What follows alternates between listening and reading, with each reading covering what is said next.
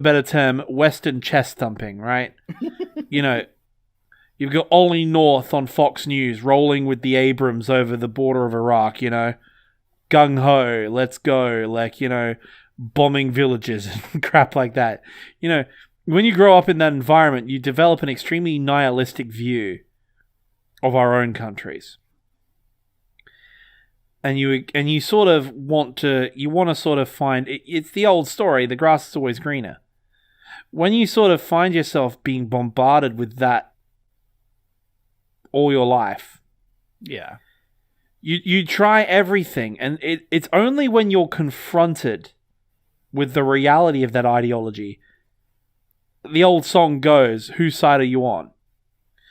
So George Orwell, Kraut, our mutual friend, mentioned this in his video regarding American imperialism over the years. When you have a position of neutrality or a position of pacifism in the face of imperialist aggression, that position is inherently pro-aggressor, or in this case, pro-fascist. Yes. Pro-fascist oligarch. You say, like, you got to understand the big reason why Putin's pushing the Azov angle and the denazification angle so strongly, as I mentioned in my propaganda video, is because to lefties like me, tankies especially, but to all lefties generally, we are inherently based in anti-fascism. We hate fascists. And by leveraging the existence of Pravý Sektor and Azov, he can get an endless army of useful idiots. Including me, as I said, including me initially. When this was starting to happen, I pointed out that the West had a very softball reaction to Azov and Pravý Sektor. And because of my history background, I, of course, knew about the Waffen-SS Galicia and the Ukrainian nationalist movement's collaboration with the Holocaust. So, you know, to a young lefty who knows about, you know, those particular issues, I was very susceptible to the Kremlin's narrative. And so I bought it. Of course. Because America bad, NATO evil, and Azov Nazi bad. So, of course, I can ignore all the bigger issues, and I can just go along with the Kremlin's narrative. And if it will stop America from doing America things, then all well and better. Yeah, because America is the aggressor here. America is the imperialist nation. Of course, America bad. What gets me is, like, since day one of this war, back in 2014, there have been neo-Nazis fighting on the Russian side of this war. Specifically organized under neo-Nazi formations. And that's the distinction some people will try to make. Well, the difference is Azov is a military unit, and specifically with the symbol. But no, Rusich has existed since basically the start of this war, a neo-Nazi Russian militia. I've always expressed to people that this war has nothing to do with Nazism. The Nazism angle has always been propaganda. It has always been a way to rally the people. Slavs, for good reason, hate the Nazis because the Nazis tried to kill all of the Slavs. The Nazis hated Ukrainians. The Nazis hated Russians. And so it's really easy to convince somebody to go fight Nazis. So if you can make them think they're fighting Nazis, then you've got a propaganda W. That's the purpose of Nazis being brought up, even though they make up such a small portion of the Ukrainian military overall, and even of the ultranationalists in question. Like, a lot of them are far right, but they're not even what you would describe, if we're being honest, like as Nazis.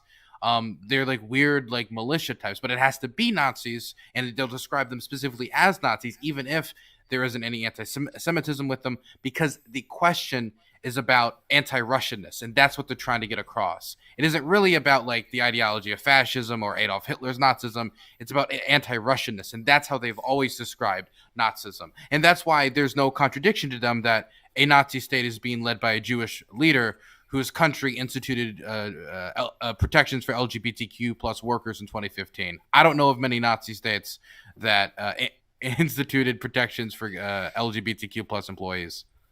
Yeah. And that's what's really distressing me, because I bought into that line because, quite frankly, as a lefty who specializes in World War II, the pathological hatred of Nazis runs very deep. And so the idea that I could even be on the same side as Pravý Sektor or Azov, right? It just, no, impossible. Me on the same side as these people. Me on the same side as America. Impossible. But the fact of the matter is, when you look at what... You want to know what's weird? And this is me coming from my particular case personally. But I'll tell you what's weird. It felt like... When I look back at me now, I realized something really insidious. In that the same sort of propaganda that afflicted Soviet citizens and that afflicted German citizens under Nazi Germany was the same thing that afflicted me. Where you know what you're saying and what you're doing is bullshit. You know it. Deep down you do. But the idea of compromising your political identity, the idea of compromising your position is just so anathemic. You don't want to do it. Right? Because if I admit to the fact that I hate Russia and that I don't want this to happen and that I actually want to support the United States in this case, means compromising all of the other positions I've held. Even though I knew those positions were wrong, deep down, right? And that's what I think a lot of it is. A lot of people, especially Americans in the conservative area who are like in the MAGA kind of movement, it's that if I admit to the fact that I know this is wrong, I'm then compromising everything else I've been saying. It means the woke lefties win, if that makes sense. I mean, I can see the angle that you're coming from, yeah. I wish